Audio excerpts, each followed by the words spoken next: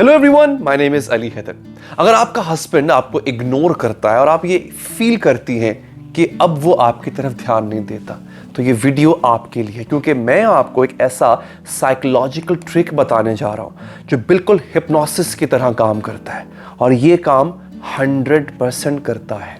सोचिए, आप घर में बिजी हैं, खाना बना रही हैं, बच्चों को संभाल रही हैं और आपका हस्बैंड बस फोन में घुसा हुआ है।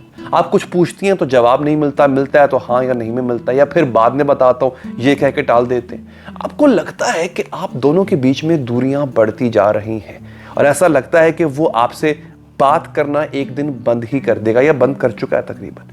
आज मैं आपको बताऊंगा कि आखिर ऐसा होता क्यों है और उसका हल क्या है। ये कोई आम रिलेशनशिप एडवाइस नहीं होगी, ये प्योर साइंस पे बेस्ड एडवाइस होगी।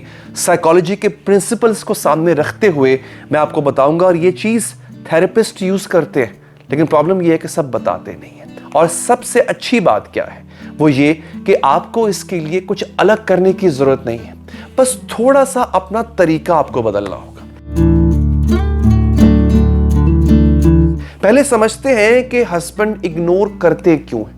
न्यूरोसाइंस के अकॉर्डिंग जब हम किसी को रेगुलरली मिलते रहते हैं तो हमारा दिमाग उस इंसान को प्रिडिक्टेबल समझने लग जाता है।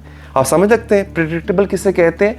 वो जिसको कि आप पहले से जान सकें, कि आपके जान सकें कि इसकी अगली मूव क्या होगी, उसे कहते हैं कि ये इंसान बहुत प्रिडिक्टेबल है।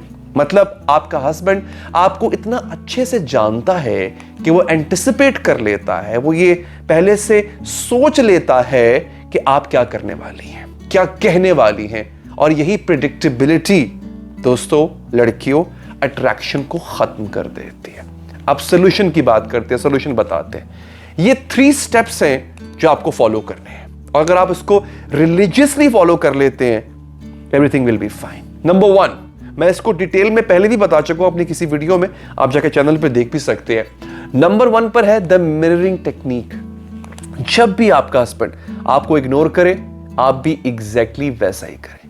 अगर वो फोन देख रहा है तो आप भी अपना फोन देखें। अगर वो टीवी देख रहा है तो आप भी साथ बैठ के टीवी देखना शुरू कर दें। जरूरी नहीं है कि आपको उसकी मिन्नत ही करनी है, आपको उसको बैक करना है।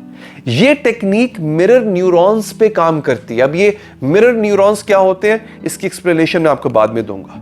अब होता क्या है, ये मिरर न्यूरॉन्स पे जब ये टेक्निक काम करती है, जो कि हमारे दिमाग में नेचुरली पहले से मौजूद होते हैं, आप जब उनकी तरह बिहेव करेंगी तो उनका दिमाग ऑटोमेटिकली आपकी तरफ अट्रैक्ट होगा।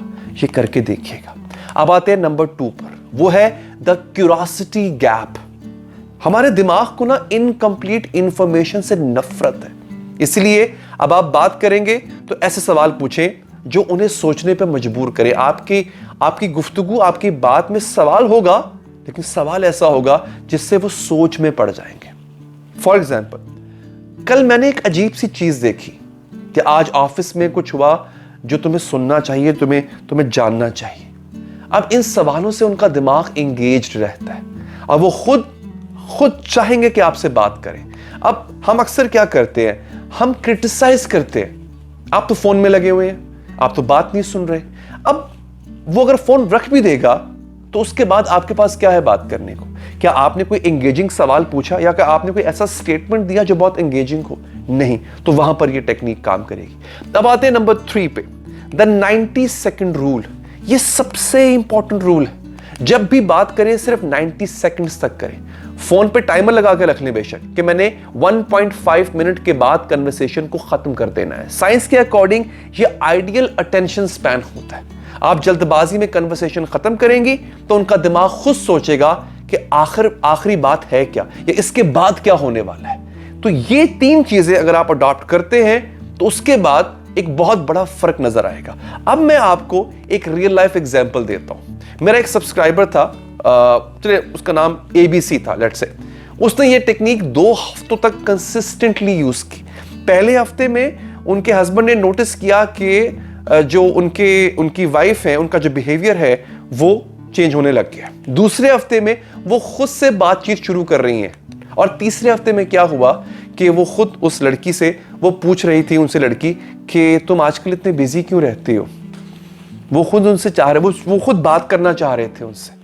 अब होता क्या है कि उनकी वाइफ उनसे पूछ रही है, उनकी वाइफ उनको टाइम नहीं देती थी, ये ट्रिक उन्होंने अपनी वाइफ पे यूज किया, ये वाइफ अपने हस्बैंड पे भी यूज कर सकती है बाय द वे। तो अब जब ये यूज कर लिया तो वो हस्बैंड जो है ना, वो ये देख के हैरान हो गया कि वाइफ जो कल को बात नहीं करती थी वो पूछ रही है, हस्बैंड को चेस कर रही है, वो उनसे उनका वक्त चाह रही है। ये ट्रिक्स काम आखिर करते क्यों हैं?